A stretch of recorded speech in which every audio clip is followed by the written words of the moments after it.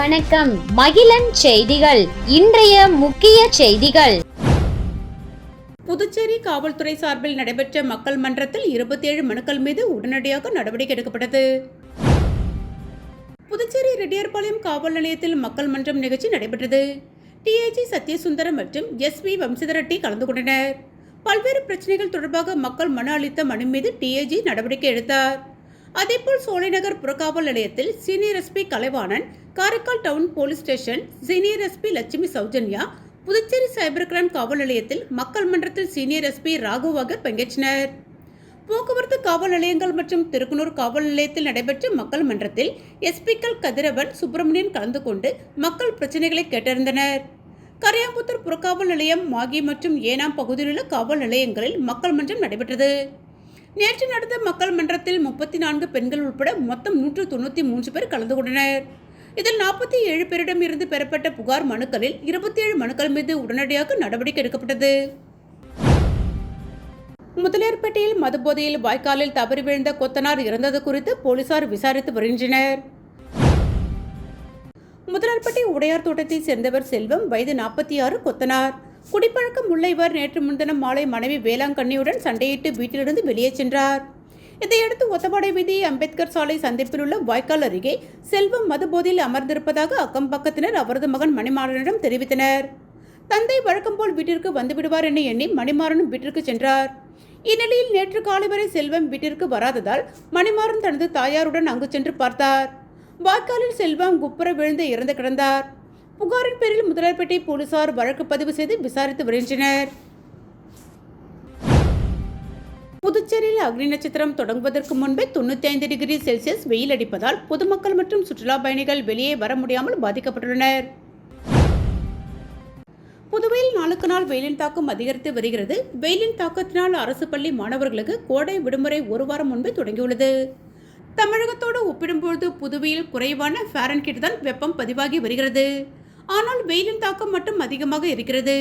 இதற்கு காற்றில் ஈரப்பதம் அதிகமாக உள்ளதுதான் காரணம் என கூறப்படுகிறது.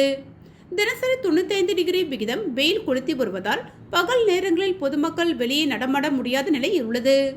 நேற்றைய தினம் புதுவையில் அதிகபட்சமாக 95.54 டிகிரி ஃபாரன்ஹீட் வெப்பம் பதிவானது. வார இறுதி நாளை கொண்டாட புதுவைக்கு வந்த சுற்றுலா பயணிகள் வெயிலின் தாக்கத்தால் வெளியே நடமாட முடியாமல் ஹோட்டல்கள் மற்றும் விடுதிகளிலே முடங்கினர். மாலை 5 மணிக்கு வெயில் தாக்கம் குறைந்த பிறகு அவர்கள் வெளியே வந்தனர்.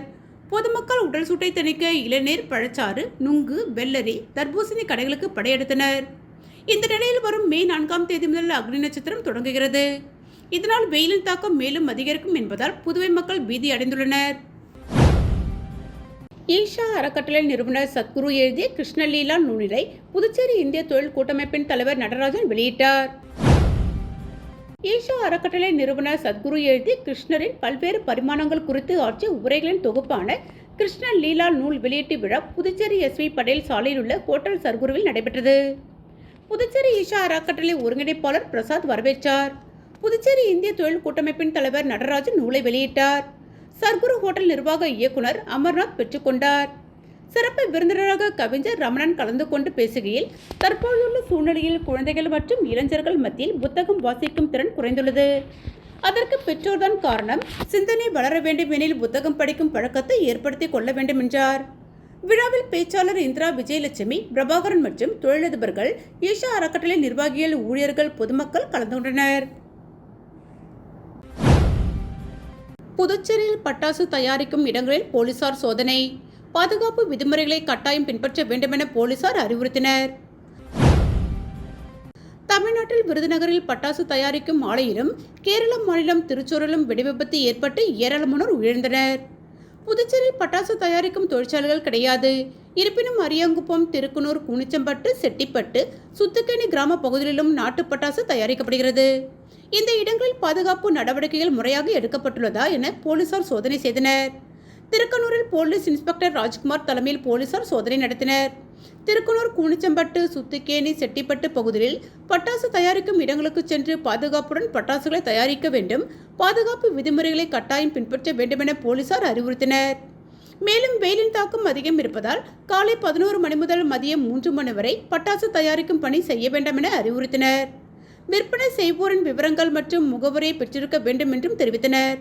மேலும் பட்டாசு தயாரிப்போரிடம் உரிய உரிமம் இருக்கிறதா என்றும் ஆய்வு செய்தனர். ஸ்மார்ட் சிட்டி திட்டத்தின் கீழ் சுமார் 7.15 கோடியில் கட்டப்பட்டு வரும் பான்சியோனோ பிரெஞ்சு பள்ளி விரைவில் திறக்கப்பட உள்ளது. புதுச்சேரியில் ஸ்மார்ட் சிட்டி திட்டத்தில் சுமார் 80க்கும் மேற்பட்ட திட்டங்களுக்கு அனுமதி அளிக்கப்பட்டது. இதில் புதிய பஸ் நிலையம், அண்ணா திடல், மினி ஸ்டேடியம், தாவரவியல் பூங்கா மேம்பாடு உள்ளிட்ட பல்வேறு பணிகள் நடந்து முடிந்துள்ளது. மேலும் சில மேம்பாட்டு பணிகள் நடைபெற்று வருகிறது.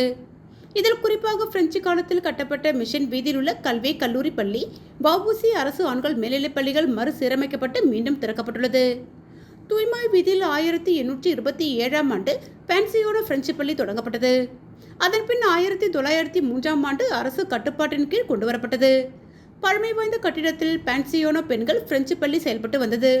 இந்த பள்ளி கட்டிடம் பலகீனமானதால் கடந்த 2014ஆம் ஆண்டு பான்சியோனோ பள்ளி மாணவிகள் வேறொரு பள்ளிக்கு மாற்றப்பட்டனர். அதன்பின் பான்சியோனோ பள்ளியை பழமை மாறாமல் புதுப்பிக்க அரசு நடவடிக்கை எடுத்தது.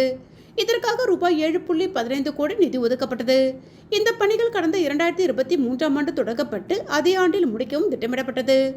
ஆனால் பணிகள் பல்வேறு காரணங்களால் குறித்த காலத்தில் முடிக்க முடியவில்லை. தற்போது இந்த பள்ளி கட்டுமான பணிகள் இறுதிக்கட்டத்தை எட்டியுள்ளது. கட்டுமான பணிகள் முழுவதும் நிறைவடைந்து வண்ணம் பூசும் பணிகள் முடிந்துள்ளது. இன்னும் ஓரிரு பணிகள் மட்டுமே பாக்கி உள்ளதாகவும் ஓரிரு வாரங்களில் பணிகள் முடிந்து விரைவில் பள்ளி கல்வித்துறையிடம் ஒப்படைக்க உள்ளதாகவும் ஸ்மார்ட் சிட்டி திட்ட அதிகாரிகள் தெரிவித்துள்ளனர். அதன்படி நடப்பு கல்வியாண்டில் பள்ளிகள் திறக்கப்பட்டு பயன்பாட்டிற்கு வரும் எனவும் கல்வித்துறை அதிகாரிகள் தெரிவித்தனர். திருநள்ளாறில் உள்ள உலக பிரசித்தி பெற்ற ஸ்ரீ சனீஸ்வர பகவான் ஆலய யானை வெயிலின் தாக்கத்தை தவிர்க்க சரஸ்வதி தீர்த்தகுளத்தில் குளித்து குதூகலம் அடைகிறது. காரைக்கால் மாவட்டத்தில் பிரசித்தி பெற்ற திருநள்ளாறு ஸ்ரீ தர்பானேஸ்வரர் தேவஸ்தானம் ஸ்ரீ சனீஸ்வர பகவான் கோவிலில் பிரகிருதி என்னும் 22 வயது பெண் யானை உள்ளது. யானையை முருகேசன் மற்றும் மணிகண்டன் ஆகிய 2 பாகன்கள் பராமரித்து வருகின்றனர். திருநள்ளாறு தர்பானேஸ்வரர் ஆலயத்தில் நடைபெறும் திருவிழா மற்றும் முக்கிய நிகழ்வுகள், பூஜைகளில் கோவில் யானை பிரகிருதி கலந்து கொண்டு பொதுமக்களுக்கு ஆசீர்வாதம் வழங்கி வருகிறது. மேலும் விசேஷ நாட்களில் கோவிலுக்கு வரும் பக்தர்கள் சனீஸ்வர பகவானை தரிசனம் செய்து யானையிடம் ஆசீர்வாதம் பெறுவது வழக்கமான ஒன்றாக உள்ளது. பிரகிருதி யானையை தினமும் காலை மற்றும் மாலை இருவேளை கோவிலில் சரஸ்வதி தீர்த்தகுளத்தில் குளிக்க வைக்கப்பட்டு வருகிறது. தற்போது காரைக்கால் மாவட்டத்தில் கோடை வெப்பம் காரணமாக சுட்டெரிக்கும் வெயில் அதிகரித்து வருகிறது. வெயிலின் தாக்கத்தை தணிப்பதற்காக தீர்த்த குளத்தில் மதியம் வேளையில் கூடுதலாக சில மணி நேரம் பிரகிருதி யானையை குளத்தில் குளிப்பதற்கு கோவில் நிர்வாகம் சார்பில் ஏற்பாடு செய்யப்பட்டுள்ளது. இதனால் மகிழ்ச்சி அடைந்துள்ள பிரகிருதி யானையை சுமார் 1.5 மணி நேரத்திற்கு மேலாக குளத்தை விட்டு வெளியேறாமல் ஆனந்தமாக குளித்து குதூகலம் அடைகிறது. புதுச்சேரியில் உள்ள CBSE பள்ளிகளில் பிரெஞ்சு மொழி 2ஆம் அல்லது 3ஆம் மொழியாக நீக்கப்படும் என அறிவிக்கப்பட்டுள்ளது. மத்திய கல்வி வாரியத்தின் CBSE புதிய பாடத்திட்டப்படி 6ஆம் வகுப்பு முதல் மாணவர்கள் 3 மொழிகளை கட்டாயம் பயில வேண்டும். இதில் குறைந்தது 2 மொழிகள் இந்திய மொழிகளாக இருக்க வேண்டும். ஆங்கிலம் வெளிநாட்டு மொழியாக கருதப்படுவதால் அதற்கு அப்பால் வேறு எந்த வெளிநாட்டு மொழிக்கும் இடமில்லை. இதனால் பிரெஞ்சு, ஜெர்மன் போன்ற மொழிகள் பள்ளி நேர அட்டவணையில் இருந்து விலக்கப்படுகின்றன. பல பள்ளிகள் ஏற்கனவே இந்த மாற்றத்தை செயல்படுத்த தொடங்கியுள்ளன. 2ஆம் மொழியாக பிரெஞ்சை தேர்வு செய்த மாணவர்கள் ஏற்கனவே பயின்று வந்த தங்கள் முதல் மொழிக்கு பொதுவாக தமிழ் அல்லது இந்திக்கு மீண்டும் மாற்றப்படுவார்கள் என பள்ளி நிர்வாகங்கள் தெரிவித்துள்ளன. இது மாணவர்களுக்கு சில சிரமங்களை ஏற்படுத்தலாம் என்றாலும் புதிய கொள்கை இந்திய மொழிகளை ஊக்குவிப்பதை நோக்கமாக கொண்டுள்ளது. எனினும் 1ஆம் வகுப்பு முதல் 5ஆம் வகுப்பு வரை பிரெஞ்சு மொழியை தொடர்ந்து பயின்று வரும் மாணவர்கள் நிலை குறித்து கல்வியாளர்கள் கடும் கவலை தெரிவித்துள்ளனர். இந்த மாணவர்கள் 6ஆம் வகுப்பில் பிரெஞ்சை தொடர முடியாத நிலை ஏற்படும். அவர்களின் மொழித்திறன் வீணாகிவிடும் அபாயம் உள்ளது. மேலும் பிரெஞ்சு ஆசிரியர்களின் வேலைவாய்ப்பு பாதிக்கப்படும் என அவர்கள் சுட்டிக்காட்டுகின்றனர். இத்துடன் மகிழன் செய்திகள் நிறைவடைந்தன. நன்றி.